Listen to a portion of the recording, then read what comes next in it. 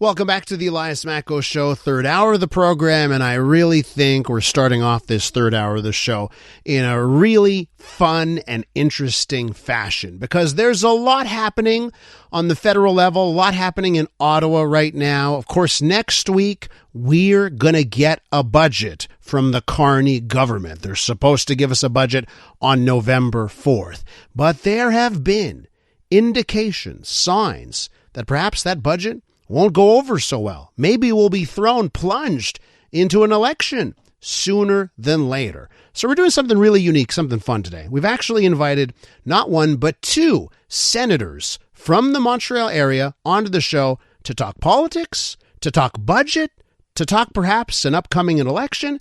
Let's welcome onto the show Tony Loffreda, Senator. He was named to the Senate in 2019 by the Governor General on the advice of Prime Minister Justin Trudeau. Senator Loffreda, thanks for coming on this morning. Thank you, Elias, and thank you for having me. Always a pleasure. And we've also got Senator Leo Housakos on the show, named to the Senate by Stephen Harper in 2008, part of the Conservative caucus, of course, in the Senate. Senator Housakos, thanks for coming on the show as well.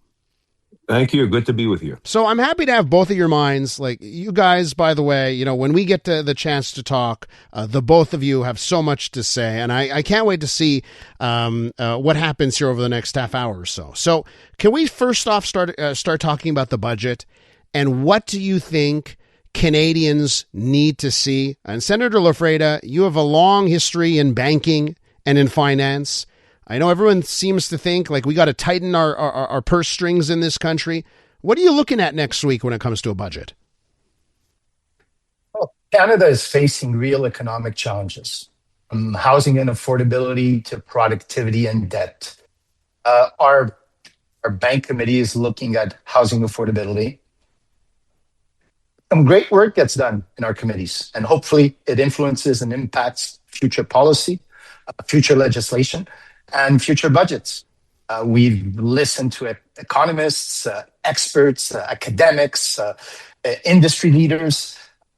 I'm hopeful this budget will strike the right balance between fiscal discipline and the kind of strategic investments we need to secure our future. And even with an anticipated deficit, what matters most is the quality of spending. That's what I will be looking at, the quality of spending, investing in productivity and innovation and opportunity, not just adding to the cost of living. And it's so important. I mean, so we've got to look at the quality of the spending. And I'm hopeful that we'll have a good budget. Senator Housakos, we've heard the federal government, whether it's the prime minister or the finance minister, say, hey, we're going to have operational spending. We're going to really keep that in check. And then we will have our investing in the future. Do you buy that a government can split those up when it comes to a budget? Elias, I don't buy anything from a liberal government, which over the last 10 years have delivered nothing but deficit budgets. This is going to be the 10th consecutive deficit budget, and we have the parliamentary budget officer who filed his report a number of weeks ago saying that this is going to be the largest deficit in the history of the country. So it's taken now over a decade for some of us to finally understand that budgets don't balance themselves. And Senator Loffreda is absolutely right, except he hasn't highlighted the fact that over the last 10 years, there's been a small group of conservative senators in the Senate that have been raising the red flag, trying to get people, particularly this liberal government, to understand you can't constantly spend more than you bring in. Because if you do that over a long period of time, there's something called bankruptcy and creditors start knocking on your door. So it's nice to use nice jingles about we need quality spending, and we need to make sure we get control of our administrative costs, but we need to invest. I'll tell you what this budget needs to do. It needs to send a message to the international investment community that, number one, Canada is open for business, that government's going to get out of the way, that we're going to give incentives for Canadian capital that's been fleeing the country to the United States to stay here and reinvest to make our energy sector strong again, our manufacturing sector strong again, and start getting the country and the economy revving again. Senator Loffreda, I got to ask you, if we get another budget, and I mean, obviously there's going to be a deficit, but the indications that it's going to be a supersize a deficit here. What do you think how do you turn it around? And what is your role in nudging the government into the direction of some more fiscal responsibility? Well, I'm not going to speculate or criticize at this point before seeing the details.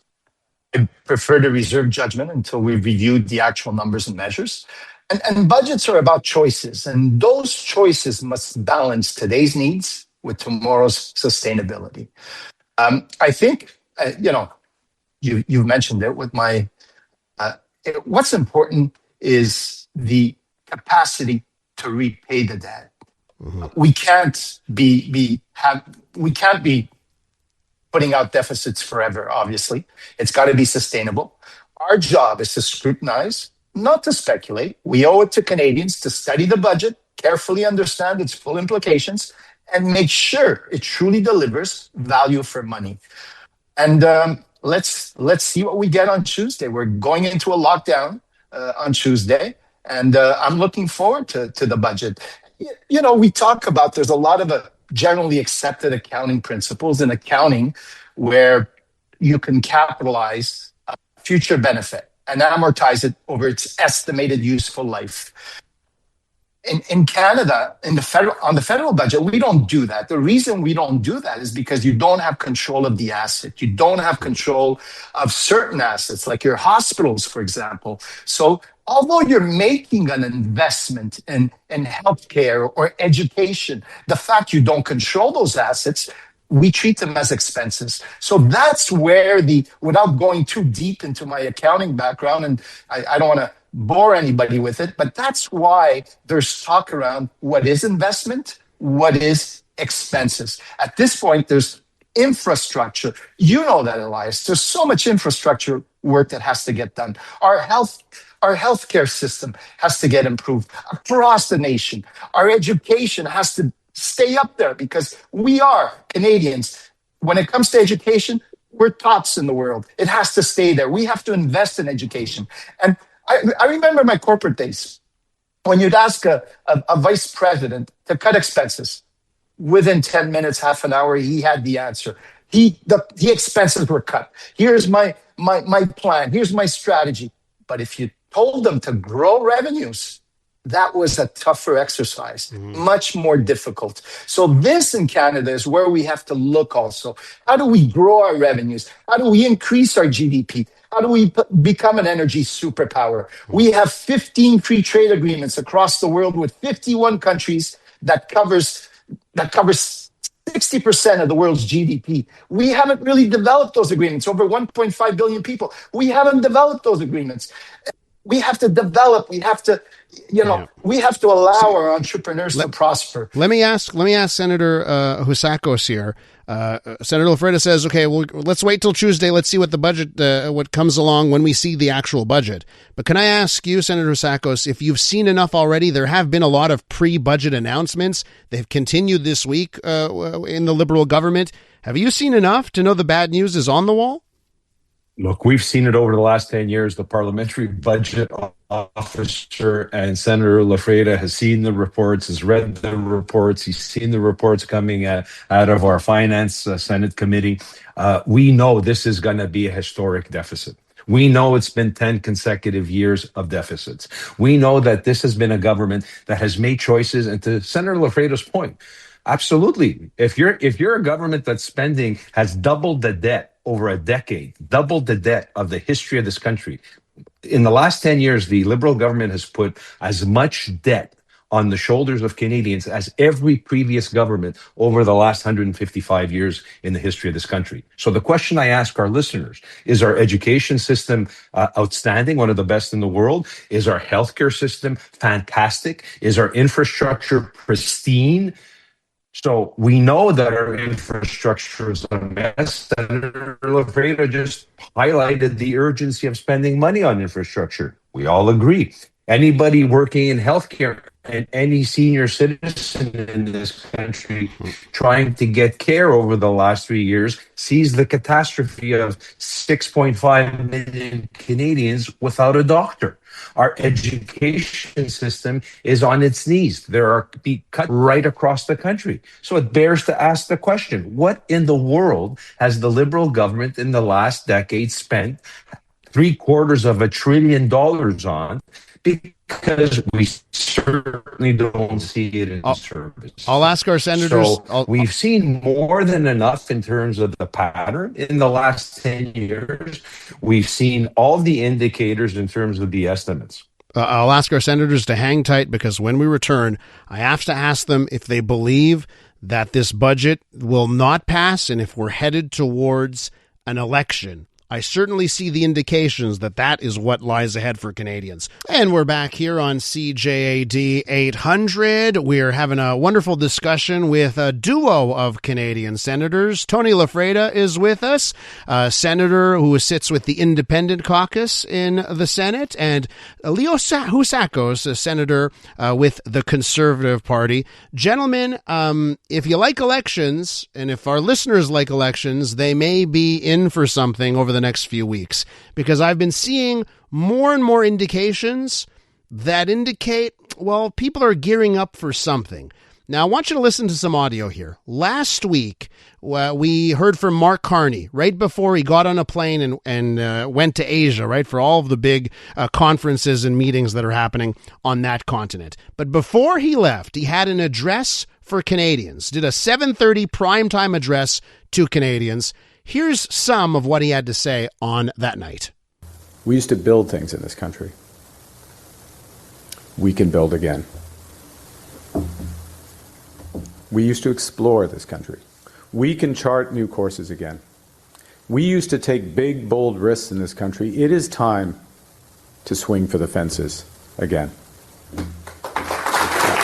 And he said that in a very campaign-style event at the podium there with people surrounding him. And last night, what got my attention is that Pierre Poilievre held an event in Toronto, and he was surrounded by people, young Canadians, and he had a podium in front of him, very election style. The podium had 3 words on it: jobs, homes, and hope. And he attacked Mark Carney. Have a listen. So now that it's been 7 months, it's a good time to review the promises that he's made and which have been kept. He promised we'd have the fastest growing economy in the G7. He delivered the fastest shrinking economy in the G7.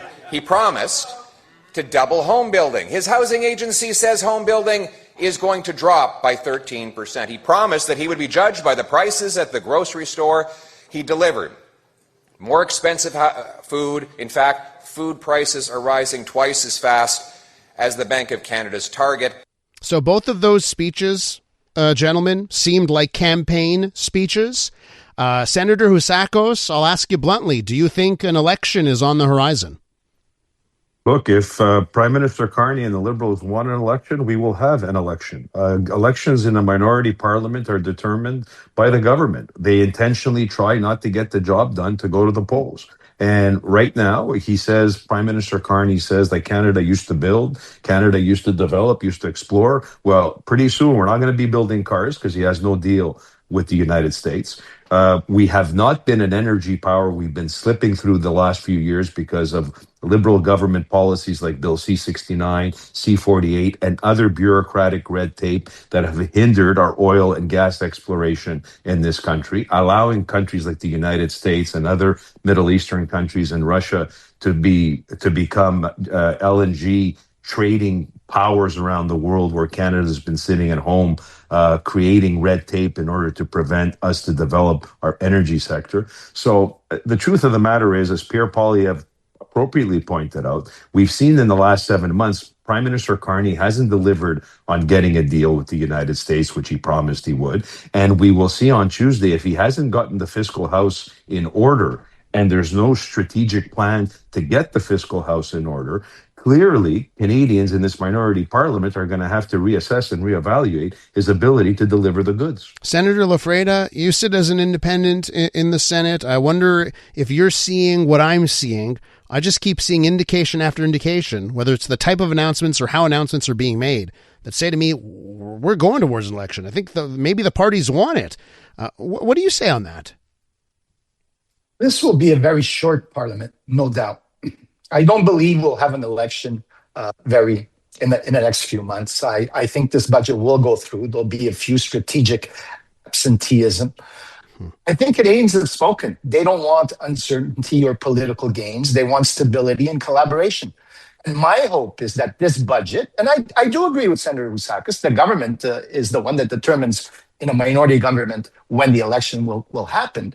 But my hope is that this budget will reflect that spirit, and move the country forward. Canadians have spoken. We don't want an election right now. And I think we have two problems in Canada.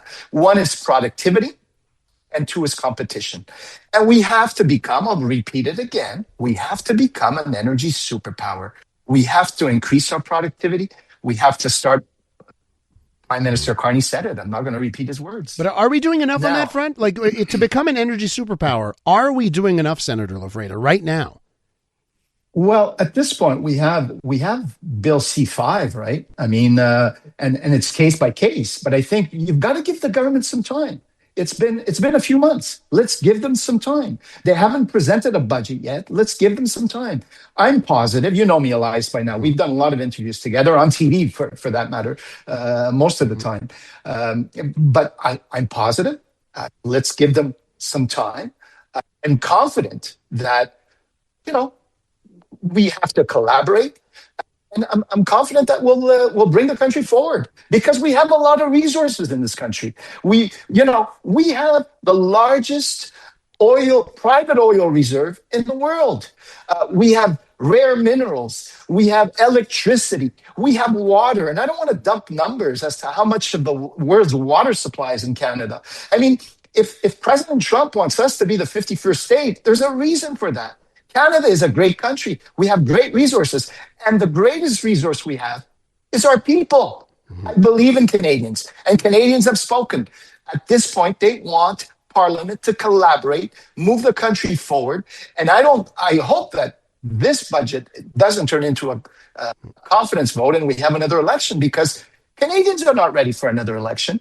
And I believe there won't be another election. Now, if you ask me, will this parliament go on for 4 years? No. I believe maybe the second budget won't go through. I believe this budget will go through. Maybe the second one will not. Senator Housakos, to wrap up here in the minute that I have left, I guess you don't want to be too pessimistic if you're going to go into election, but you need to be realistic here. You also want to be hopeful about the country's future. So how hopeful are you? Look, I have to be hopeful. We all work very hard in Parliament for our children, our grandchildren, and to make sure that we leave this country in the same, if not better shape than we inherited.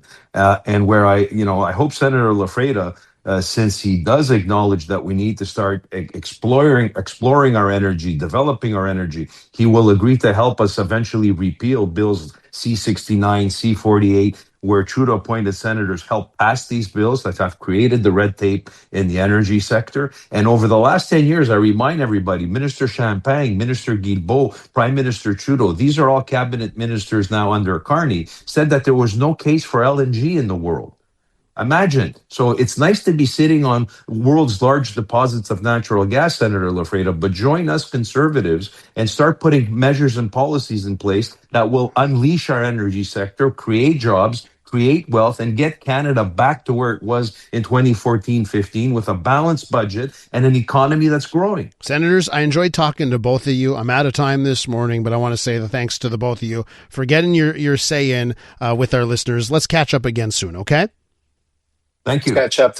Thank you, Elias. Always a pleasure. Keep up the great work. Thanks so much. Two senators there, Tony Loffreda, independent senator, and Leo Housakos, a senator with the Conservative Caucus. All right, when we return on the Elias Makos Show, we're going to head to Jamaica, and we'll get an update on the aftermath of Hurricane Melissa. That's coming up next.